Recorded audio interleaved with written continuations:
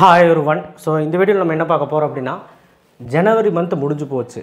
2025 public exam 2025 எப்போ start ஆக போகுதுன்னு எல்லாத்துக்கும் தெரியும். March 3, March 5, March 28. மார்ச் 5 +1க்கு, மார்ச் 28 10க்கு. 10க்கு இன்னும் கொஞ்சம் டைம் இருக்குதான், இல்லைன்னு சொல்லலாம். பட் ஃபெப்ரவரி ஸ்டார்ட் ஆயிடுச்சுனாலே நீங்கள் ஒரு விஷயத்தை யோசிச்சுக்கணும்.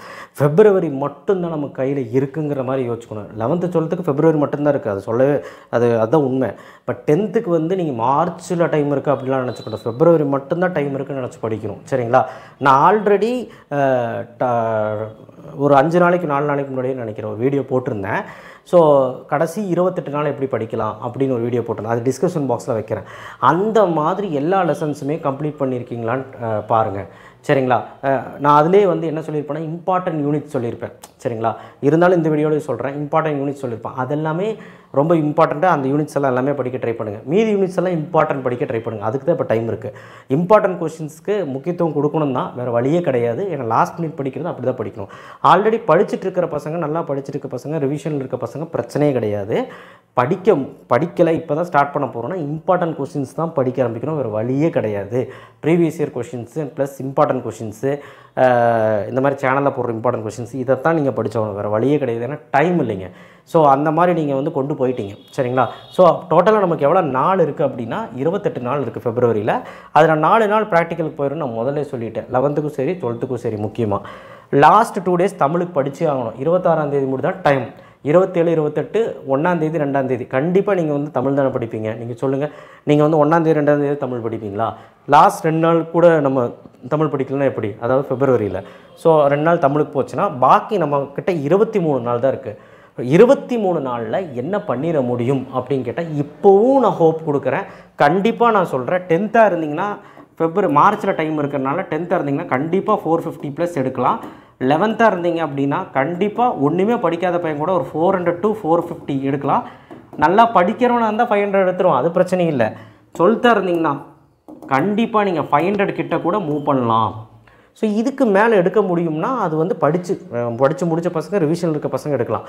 பட் இப்போ தான் நான் படிக்க போகிறேன். ஓரளவுக்கு நான் முன்னாடி படிச்சிருக்கிறேன், அவ்வளோதான். கோட்டையில முடி ஆஃப் முடி படிச்சிருக்கேன் தவிர நான் வந்து சரியாக ரிவிஷன்லாம் பண்ணல.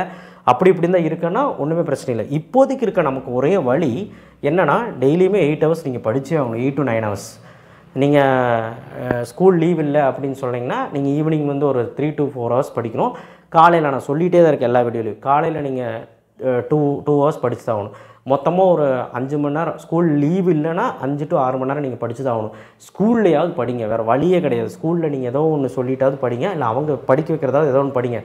ஆனால் ஏதாவது இப்போ என்ன கிடைச்சாலுமே அது இம்பார்ட்டன்ட். அந்தளவுக்கு நீங்கள் வந்து டைம் லெஸ்ஸாக இருக்குங்கிறது புரிஞ்சுக்கோங்க. Mainly for 12th 11th. Morning வந்து 4:30 மணிக்கு எந்திரிக்கிறது விட்டுறாதீங்க. நீங்கள் 4:30 மணிக்கு எந்திரிச்சு ஆகணுங்கிறது தான் கட்டாயம். நீங்கள் எந்திரிச்சு அந்த டைம் வேஸ்ட் பண்ணாமல் நல்லபடியாக படிங்க. லீவ் இருந்தாலும் சரி, இல்லைனாலும் சரி. Try to complete important questions. At least important கொஸ்டின்ஸாவது அட்லீஸ்ட் கம்ப்ளீட் பண்ணுங்கள். And important units, unit wise பார்க்கும்போது, இப்போ உதாரணத்துக்கு சொல்கிறேன் பாருங்கள். 12th எடுத்துக்கிட்டிங்கன்னா கெமிஸ்ட்ரி மெயின் சப்ஜெக்ட் மட்டும் சொல்கிறேன். கெமிஸ்ட்ரியில் வால்யூம் 1 தரவு பண்ணுங்கள். வால்யூம் 1 தரவு பண்ணுங்கள், நல்லா தரவு பண்ணுங்கள். புக் பேக்கு அட்லீஸ்ட் 3-4 ஒமிட் பண்ணிவிட்டு மீதியெல்லாம் தரவு பண்ணுங்கள்.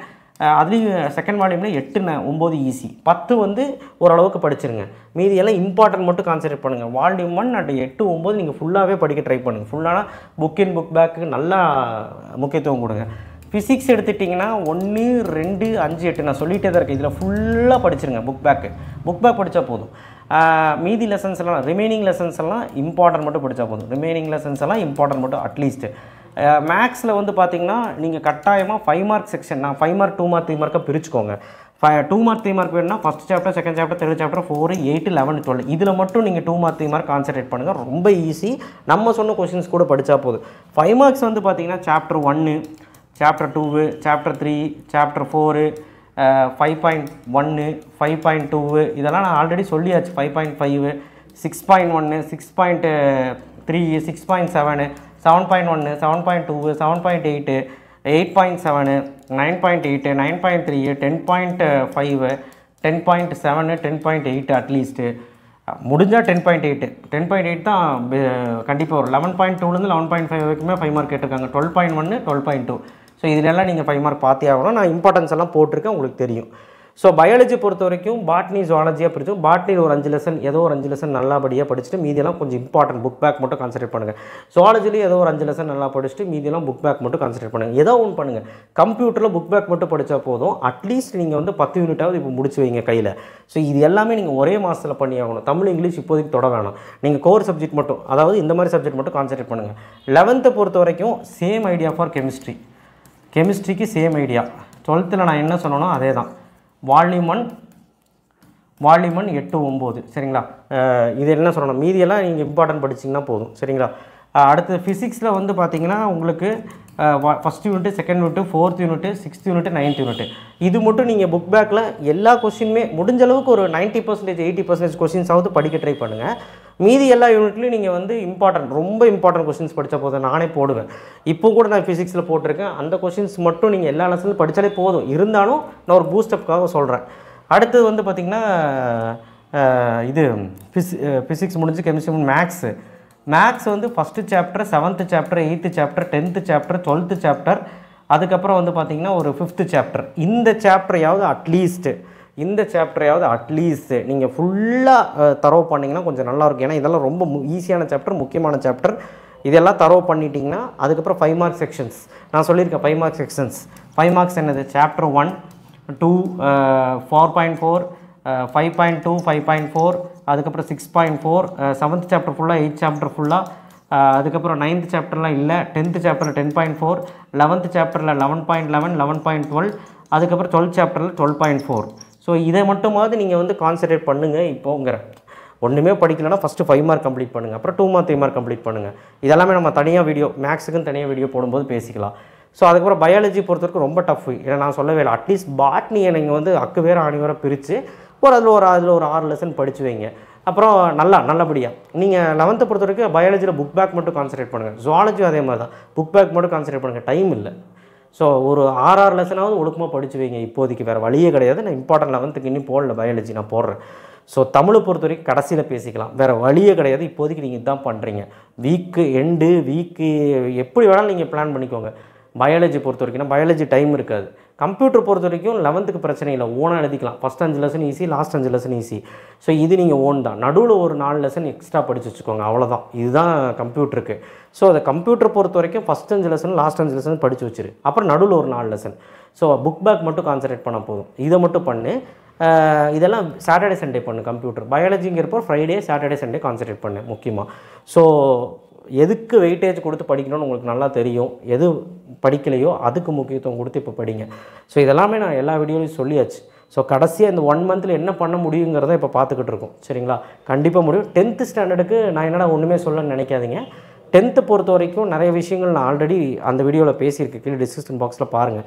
February மந்தில் என்ன பண்ணணும், ஜானில் பாதி என்ன பண்ணணும்னு சொல்லி. இப்போ ஜான்வரியில் டைம் முடிஞ்சு, நீங்கள் February மந்த் ஃபுல்லாக என்ன பண்ணணும், மார்ச் மந்த் என்ன பண்ணணுங்கிறது மாதிரி டைம் எடுத்துக்கோங்க. February மந்தில் நீங்கள் மேக்ஸாக இருந்தீங்கன்னா ஒரு 4 சாப்டர் முடிச்சு வச்சுருங்க. 4 சாப்டர் உங்களுக்கு பிடிச்ச chapter, first chapter, second chapter, 8th chapter, 7th chapter, அந்த மாதிரி ஒரு 4 சாப்டர். மீதி 4 சாப்டர் வந்து மார்ச்சில். அதே மாதிரி ஒன்றுமே படிக்கலனா சயின்ஸில் பிசிக்ஸ், கெமிஸ்ட்ரி, பயாலஜியில் ஃபஸ்ட்டு 6 லெசன் முடிச்சு வச்சுருங்க மார்ச்சில். சோஷியலில் ஹிஸ்ட்ரி, ஜியாகிரஃபி ஃபுல்லாக முடிச்சு வச்சுருங்க. சிவிக்ஸ், எக்கனாமிக்ஸ் அடுத்த மாதம். அதே ஒன்றுமே படிக்காதவங்க சொல்லிட்டுருக்கு. ஆல்ரெடி படிச்சுட்டுங்களுக்கு எந்த பிரச்சனையும் இல்லை. தமிழாக இருந்தீங்கன்னா ஒரு 5லேருந்து 6, 7 நீங்கள் இந்த மாதமே படித்தாகணும். வேறு வழியே கிடையாது. இங்கிலீஷை பொறுத்த வரைக்கும் நீ அடுத்த மாதம் டச் பண்ணாலும் போதும். இதுதான் 10th. ஸோ இது நான் ஆல்ரெடி எல்லா வீடியோலையும் சொல்லியாச்சு, ஓகேவா. ஸோ அதனால் டைமை வேஸ்ட் பண்ணாதீங்க. நான் சொல்லி முடிக்கிறக்கே 10 நிமிஷம் ஆகுதுன்னா படிக்கிறதுக்கு எவ்வளோ இருக்கும்னு நினச்சிப்பாங்க. நான் பயப்படத்தில் டைமு ஒவ்வொரு நிமிஷமும் ரொம்ப முக்கியம். நான் இம்பார்ட்டன்ட்லாம் போட்டிருக்கேன். அதையாவது அட்லீஸ்ட் படிக்க ஆரம்பிங்க. That's it. தேங்க்யூ. ஷேர் பண்ணுங்கள், சப்ஸ்கிரைப் பண்ணுங்கள், மறக்காமல் பெல் ஐக்கனை ப்ரெஸ் பண்ணுங்கள்.